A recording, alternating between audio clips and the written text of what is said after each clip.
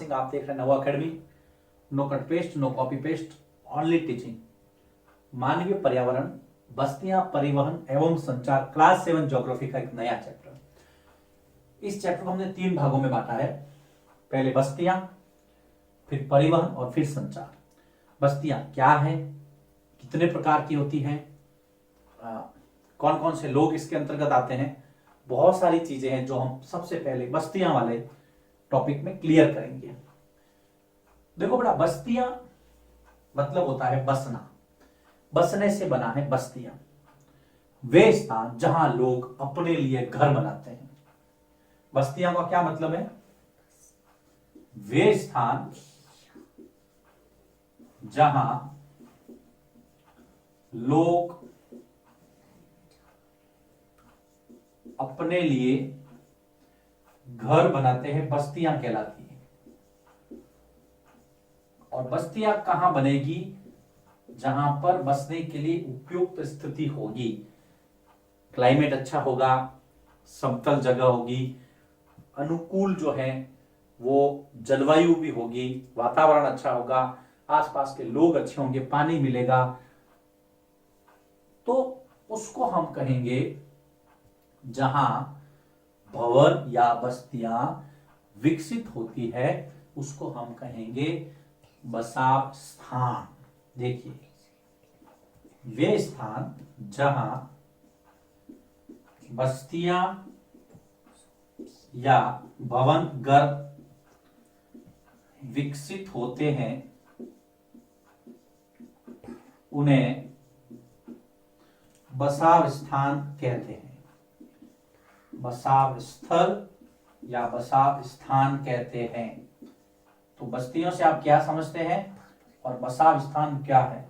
अब बसाव स्थान कहां कहां पे होंगे? बसाव स्थान के लिए प्राकृतिक दशाएं क्या क्या चाहिए? देखिए, एक तो अनुकूल जलवायु। बसाव स्थान कहां पे होंगे? जहां पर अनुकूल जलवायु होगी। जलवायु का मतलब है तापमान, सर्दी, गर्मी, वर्षा वो आदमी के अनुकूल होगी।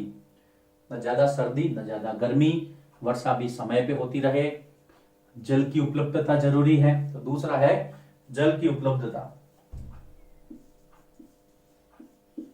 जल जीवन के लिए जरूरी है, तो वाटर की जो अवेलेबिलिटी है वो बढ़िया हो, जमीन अच्छी हो, उपयुक्त भूमि हो, पर्याप्त हो, उपयुक्त भूमि हो, लोगों के खेती करने के लिए जमीन जरूरी है, तो वो भी कैसी हो? मिट्टी वहां की उपजाऊ मिट्टी हो। तो ये प्राकृतिक दशाएं जो है वो अनुकूल होनी चाहिए। देखिए, आराम से धीरे धीरे समझना है हमें। सबसे पहले हमने देखा कि बस्तियां क्या है? वे स्थान जहां लोग अपने लिए घर बनाते हैं, बस्तियां कहलाती हैं। एक लाइन में अगर पूछे आपको कोई, बस्तियों से आप क्या समझते हैं, आपको ये लाइन लिखनी है। उसके बाद में बसाव स्थान से आप क्या समझते हैं? तो जहां बस्तियां या भवन विकसित होते हैं वो बसाव स्थान है। और बसाव स्थान के लिए अनुकूल दशाएं, जलवायु, जल, भूमि, उपजाऊ मिट्टी, ये होना जरूरी है।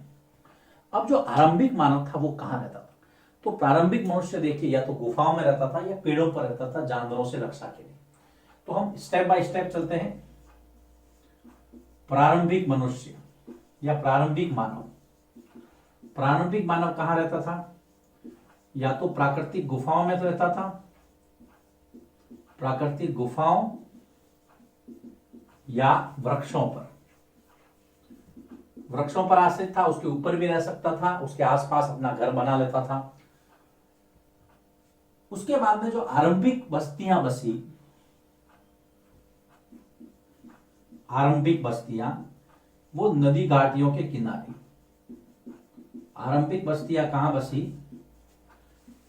नदी घाटियों के किनारे। अगर आप पुरानी सारी सभ्यता देखें तो उन सभ्यताओं से आप ये देखेंगे कि हाँ, वो सब नदियों के आसपास थी, क्योंकि पानी ज्यादा था।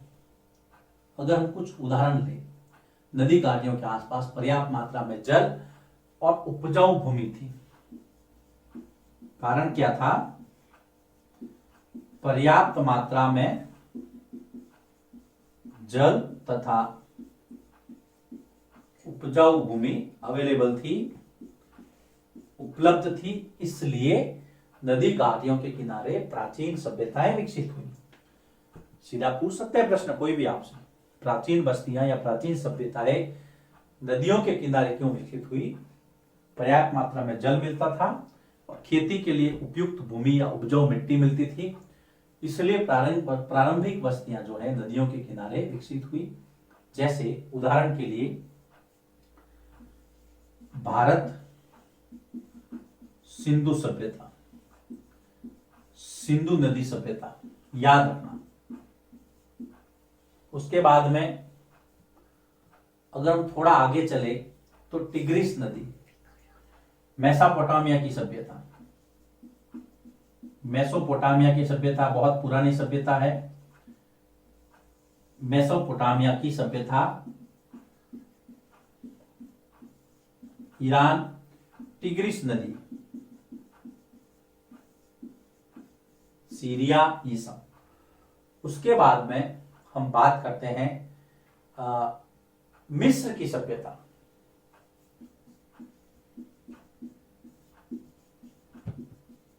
नील नदी के किनारे, नील नदी विश्व की सबसे लंबी नदी, नील नदी, मिस्र की सभ्यता। उसके बाद में हम बात करते हैं हुआंग हो नदी, चीन की सभ्यता, चीन की सभ्यता किस नदी के किनारे? हुआंग हो नदी, जिसको आप पीली नदी भी कहते हैं, पीली नदी, हुआंग हो नदी।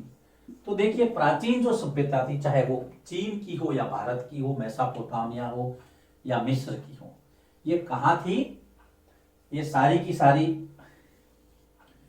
नदी घाटी या नदियों के किनारे विकसित हुई।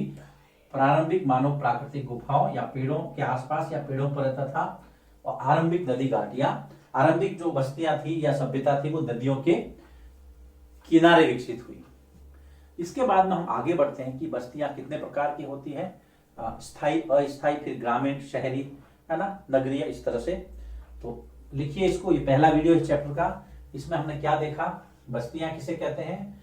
बसाव स्थान, बसाव स्थान के अनुकूल परिस्थितियां क्या क्या हैं, 4 बिंदुओं में आपने आंसर देना है।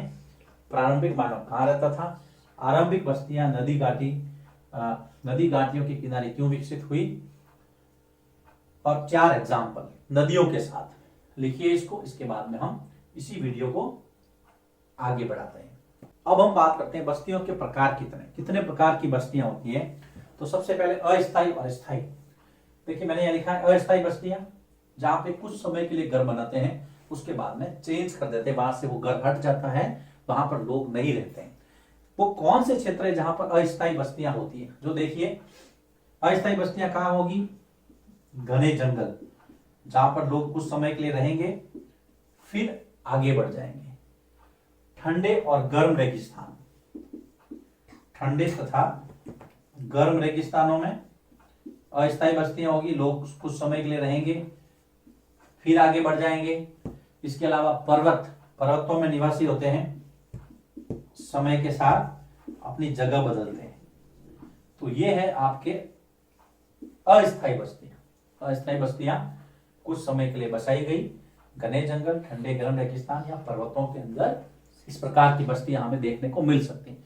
उसके बाद में परमानेंट सेटल्स, है ना, स्थायी बस्तियां, जहां पर आप और हम आजकल जो हमारे घर हैं, परंपरा से हमारे घर चले आ रहे हैं, वहां पर पुरखों से, वो सब स्थायी बस्तियां हैं।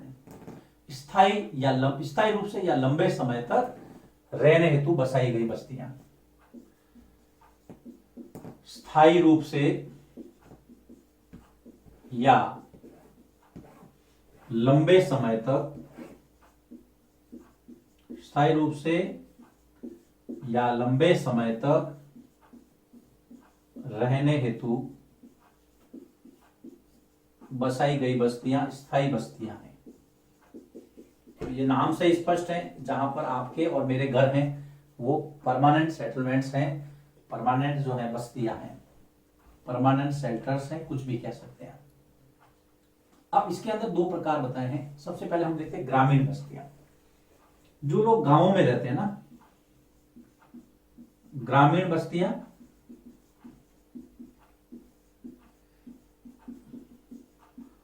गांवों की घर, गांवों में जो घर है वो ग्रामीण बस्तियों का हिस्सा है। और इसके अंदर जैसे मान लीजिए खेती करते हैं, कुछ लोग वानिकी करते हैं ना, मतलब पेड़ पौधे लगाना, उनसे अपनी आजीविका चलाना, मछली पालन करना, दस्तकारी, पशुपालन। ग्रामीण बस्तियों में लोग क्या क्या काम करते हैं? खेती करना, पशुपालन करना, वानिकी,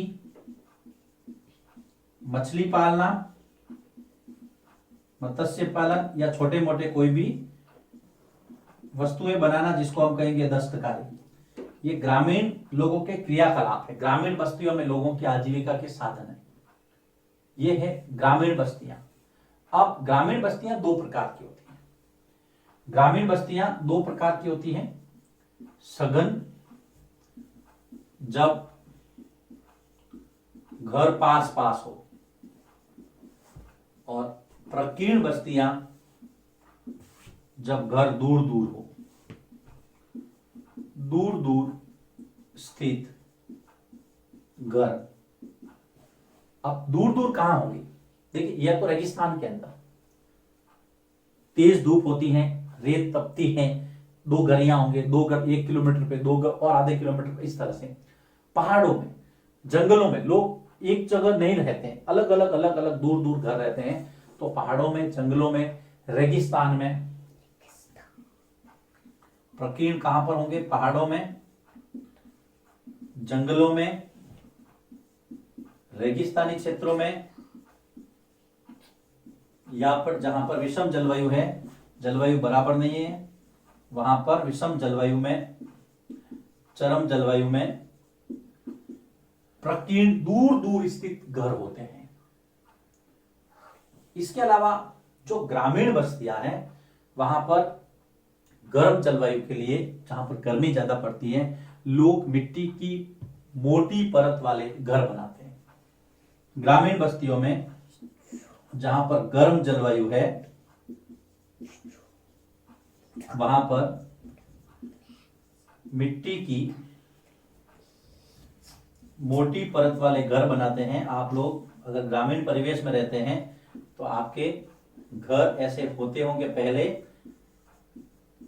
क्योंकि मोटी दीवार होती है ना मिट्टी की, तो गर्मी नहीं लगती। इसके साथ में वो क्या करें, देखिए, मिट्टी को गीली करके उसका कीचड़ बनाते हैं, पत्थर, चिकनी मिट्टी, ये सारा उसके अंदर डालते हैं। देखो, ये जो घर है वो कैसे, पत्थरों के पंख, कीचड़, याद रखना, पंख, कीचड़, मिट्टी को गीला करके चिकनी मिट्टी डालते हैं उसमें, तिनके, घास फूस, ध्यान रखना, चिकनी मिट्टी, फूस, तिनके आदि यूज करते हैं, इससे घर बनाते हैं। तिनके। तो ये है आपके ग्रामीण बस्तियां। अब हम नगरीय बस्तियां, नगरियों में क्या है? नगरीय बस्तियां, नगरीय बस्तियों में पक्के घर भी हो सकते हैं और कच्ची बस्तियां भी हो सकता है। नगर में जनसंख्या ज्यादा होती है ना, तो लोग क्या करते हैं, जहां पर भी जगह मिलती है वहां पर कच्चे घर बना करके रहने शुरू कर देते हैं। ऐसे आप सिटी में जाएंगे, आपको ऐसे कच्ची बस्तियां मिल जाएंगी, आलीशान बड़ी बड़ी इमारतें भी मिलेगी, तो कच्ची बस्तियां भी मिलेगी। यहाँ पर लोग निर्माण के अंदर, सेवा कार्य में, जो बीमा वगैरह बैंकिंग है उसमें, और व्यापार में लोग लगे रहते हैं। तो व्यापारी लोग होते हैं यहाँ पर, सेवा क्षेत्र में लगे रहते हैं, और आपके निर्माण कार्य में मजदूरी कर काम है, कंस्ट्रक्शन वर्क है, उसमें भी छोटे मोटे उद्योग धंधे, कामकाज चलाते हैं नगरीय बस्तियों में। तो ये देखिए, अब हम वापस इसको समझते हैं। अब कैसा लगा कि चलिए बहुत सारा अंदर कॉम्प्लेक्स हो रहा है। देखो, बस्तियों के प्रकारों में सबसे पहले अस्थायी बस्तियां। अस्थायी नाम से स्पष्ट है, कुछ समय के लिए बसाई गई, जिसमें घने जंगलों में, ठंडे और गर्म रेगिस्तानों में, पर्वतों के निवासी ये अस्थायी बस्तियां बसाते हैं। फिर दूसरा, स्थायी बस्तियां। स्थायी रूप से या लंबे समय तक रहने हेतु बसाई गई बस्तियां, ये दूसरा प्रकार है। अब स्थायी बस्तियों में दो है, ग्रामीण बस्तियां और नगरीय बस्तियां। यह पहला ग्रामीण, ये दूसरा नगरीय। अब हम सबसे पहले ग्रामीण को लेते हैं।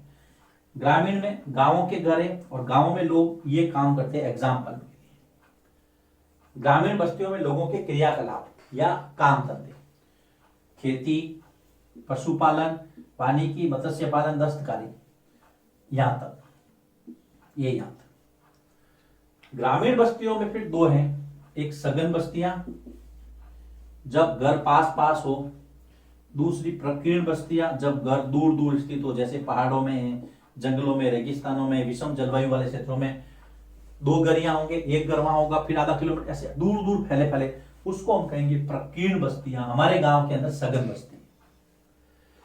गांव में घर, गर्म जलवायु जहां पे ज्यादा गर्मी है वहां पे मिट्टी की मोटी परत वाले घर होते हैं, जिसमें लोग पत्थर, कीचड़, चिकनी मिट्टी, फूस, घास, तिनके सब बनाते हैं, घर ठंडे रहते हैं। नगरीय बस्तियों में घर पक्के होते हैं, लेकिन कई कई कच्ची बस्तियां भी होती है। नगरों में लोग व्यापार करते हैं, सेवा क्षेत्र में, निर्माण कार्य में, ये सब। तो बस्तियां, बस्तियों के प्रकार, बस्तियों वाला टॉपिक यहां समाप्त होता है। पहला वीडियो यहां पे समाप्त होगा। दूसरे वीडियो में हम बात करेंगे परिवहन, यातायात, ट्रांसपोर्टेशन। लिखिए इसको, उसके बाद में हम बात करते हैं दूसरे वीडियो में परिवहन।